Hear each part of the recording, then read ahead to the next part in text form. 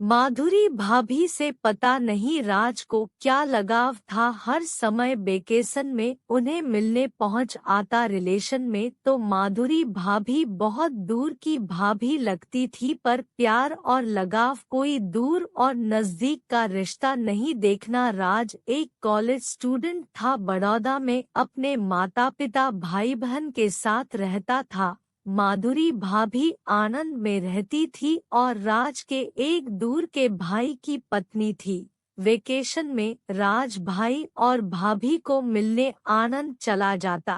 भाभी को भी राज की बातें, उनकी दोस्ती अच्छी लगती थी। 4-5 दिन भाभी को मिलकर राज अपने घर वापस आता। माधुरी भाभी और राज की दोस्ती के कारण दोनों घरों में भी आना जाना बढ़ गया था। राज अब कॉलेज के लास्ट ईयर में था, 20 साल की उम्र हो गई थी। एक बार भाभी ने कहा, राज मेरी एक छोटी बहन है जूही, मैं चाहती हूँ तुम उससे विवाह के बंधन में बंध जाओ।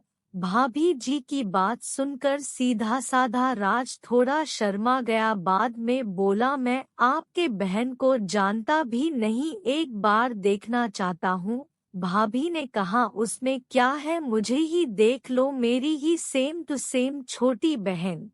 माधुरी भाभी ने मजाक में राज से कहा, ठीक है, दिवाली के बाद अगली ठंडी के सीजन में हमारे घर मेरी ननद की शादी है, आप 15 दिन पहले आ जाना। मैं जूही को भी शादी में मेरी मदद करने के लिए 15 दिन पहले बुलाऊंगी। 15 दिन आप दोनों एक दूसरे को पहचानो। दिन निकलते गए। माधुरी भाभी के घर उनके ननद की शादी में जूही को अपनी मदद करने के बहाने बुला लिया और राज को भी फोन करके भाभी ने बुला लिया। राज को भाभी की बहन को देखना था, वो तो तुरंत बड़ौदा से माधुरी भाभी के घर आ पहुंचा। भाभी से मिलकर इधर-उधर जूही को ढूंढने लगा। भाभी ने कहा, क्यों बच्चू इतनी जल्दी क्या है, से मिलना भी भूल गए। जाओ, पड़ोस में मेरी बहन गई है,